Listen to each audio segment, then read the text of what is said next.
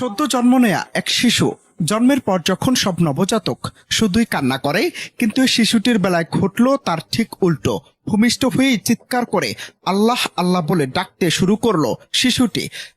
যখনই থেমে যাচ্ছে তখন ডাক্তার হালকা ভাবে থাপ্পড় দিলেই আল্লাহ আল্লাহ বলে ডাকছে নবজাতক, যেন ডাক্তারের বিরুদ্ধে সরাসরি বিচার দিচ্ছে মহান আল্লাহর কাছে।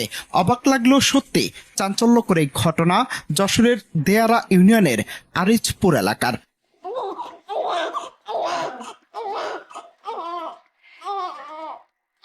13 নভেম্বর বৃহস্পতিবার যশোরের মাতৃসেবা ক্লিনিক অ্যান্ড ডায়াগনস্টিক সেন্টারে আল মামুন ও মোমেনা খাতুন দম্পতির ঘর আলো করে আসে এই নতুন অতিথি।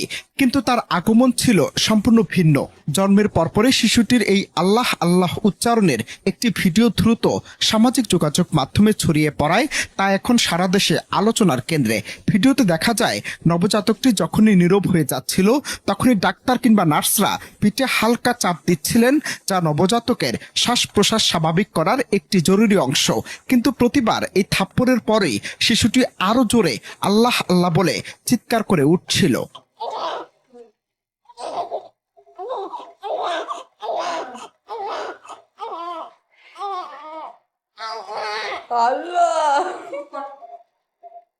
এই চাঞ্চল্যকর ঘটনা একদিকে যেমন ধর্মীয় ভক্তি বাড়াচ্ছে, তেমনি অন্যদিকে যুক্তির প্রশ্ন তুলছে।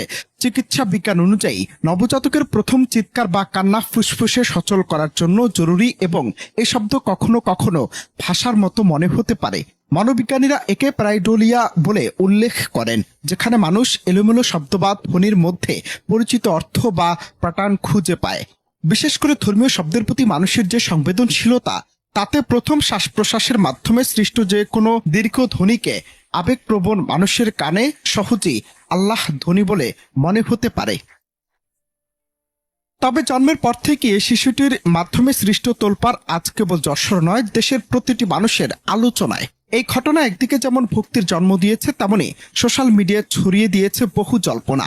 এমন সংবেদনশীল পরিস্থিতিতে ধর্মীয় আবেগ এবং বৈজ্ঞানিক যুক্তির মধ্যে সামঞ্জস্য রেখে বিশেষজ্ঞ ডাক্তার এবং প্রশাসন দ্রুত এগিয়ে আসা উচিত বলে মনে করছেন অনেকে। কোনো ধরনের গুজব বা ভুল তথ্য সমাজে বিশৃঙ্খলা সৃষ্টি না করে এই শিশুটি যেন সুস্থ স্বাভাবিক জীবন পায়, এমনটাই প্রত্যাশা সকলের।